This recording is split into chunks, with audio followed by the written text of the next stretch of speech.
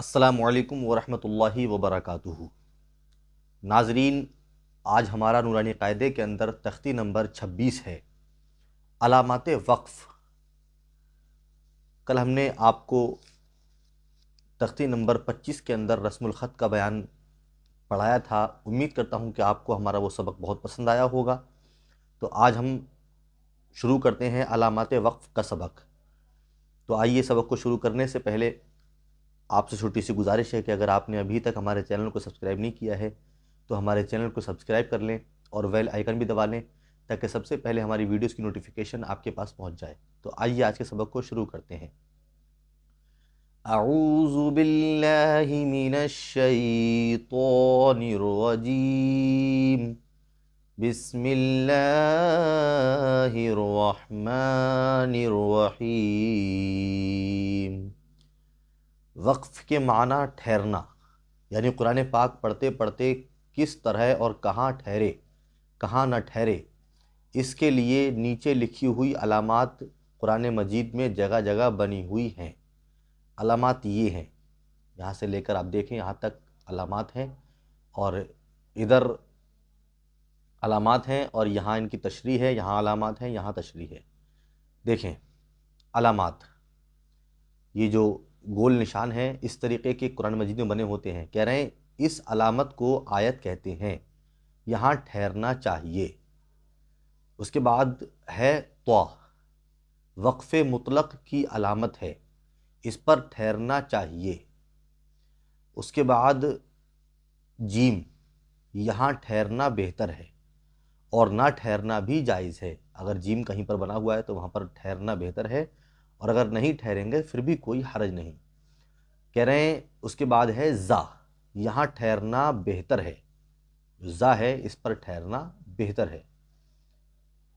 फिर है स्वाद, कह रहे हैं यहाँ मिलाकर पढ़ना चाहिए, लेकिन अगर कोई थक कर ठहर जाए तो रुख्सत है, मतलब कोई बात नहीं। अगर कोई थक जाए, पूरी आयत तक नहीं पहुँच पा रही है उसकी सांस, तो वहीं पर ठहर जाए स्वाद पर, तो कोई हर्ज नहीं। उसके बाद कह रहे हैं सला, यहाँ मिलाकर पढ़ना चाहिए, यहाँ पर मिलाकर पढ़ना चाहिए। सल, यहाँ ठहरना बेहतर है, यहाँ ठहरना बेहतर है। अगर ठहर लें तब भी कोई हर्ज नहीं है और ना ठहरें फिर भी कोई हर्ज नहीं है। उसके बाद है काफ, यहाँ ठहरना नहीं चाहिए। यहाँ पर काफ बना हो तो यहाँ पर नहीं ठहरना चाहिए। उसके बाद है काफ और फा, कफ, यहाँ ठहर जाओ, मतलब यहाँ ठहरना का हुक्म दिया गया है तो यहाँ पर हमें ठहर जाना चाहिए। उसके बाद है यहाँ पर उर्दू के 5 बने हुए हैं। उर्दू की जो गिनती होती है उसके अंदर इस तरीके के 5 होते हैं। यहाँ पर 5 बने हुए हैं, जगह जगह छोटा हा बना होता है, तो यहाँ पर 5 हैं। कह रहे हैं कि आयत के हुक्म में है। ये मिसले, ये जो गोला है इसके मिसल होता है, ये आयत के मिसल है। ये जो गोल आयत है ये 5 इस आयत के मिसल होते हैं, यहाँ पर ठहर सकते हैं। उसके बाद आप देखें और अलामात हैं।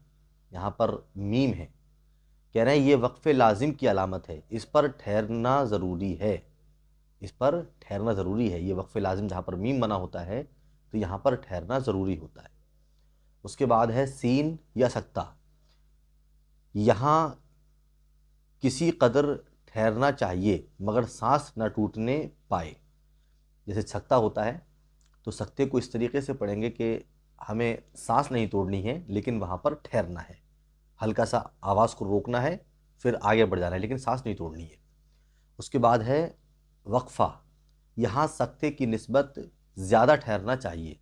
वक्फ़े की तरह, सक्ते की तरह वक्फ़े पर भी ठहरना चाहिए, लेकिन यहाँ पर कुछ ज़्यादा, और सांस भी ना टूटने पाए।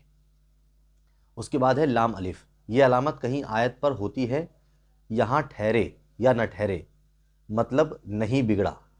और जहाँ इबारत के दरमियान में ला हो, मतलब आयत के बीच में ला हो, वहाँ ठहरे वरना मतलब बिगड़ जाएगा। वहाँ न ठहरे मतलब बिगड़ जाएगा।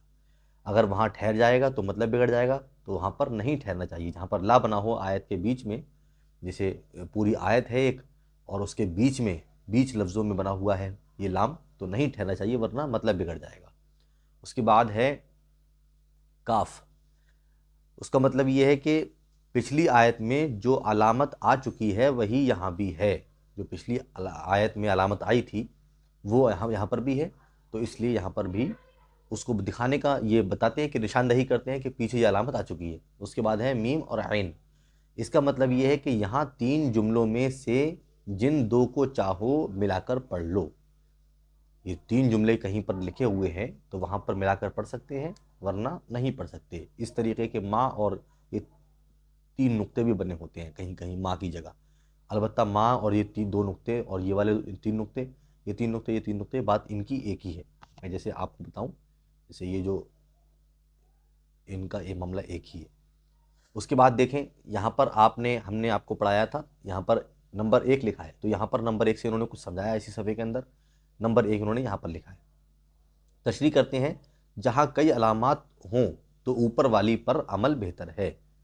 नंबर 2, आयत के बीच में अगर सांस टूटे तो उस कलमे के आखिरी हर्फ को साकिन करके सांस तोड़े, फिर कुछ पीछे से लौटा कर पढ़े। जैसे कहीं अगर आयत नहीं है और हमने वहाँ पर सांस तोड़ दी है, तो हमें ये चाहिए कि हम उसको पीछे से मिला करके 2-3 हर्फ लेकर के चलें, ताकि पढ़ने में भी बेहतर रहे। और ये एक पढ़ने का, तजवीद के साथ पढ़ने का तरीका ये है। बस आज के सबक में इतना ही। कल हमारा सबक इंशाल्लाह तख्ती नंबर 27 के अंदर इजराए क़वाइद है। तो बताइए कि आज को सबक आपको हमारा कैसा लगा। अगर आज का सबक भी आपको हमारा पसंद आया है तो अपनी राय का कमेंट्स के अंदर इजहार करें, और हमारे सबकों को और हमारी वीडियोस को लाइक करें, अपने दोस्तों के पास शेयर करें। तो मिलते हैं अगले सबक में, तब तक के लिए अल्लाह हाफ़िज़। अस्सलामु अलैकुम व रहमतुल्लाहि व बरकातुहू।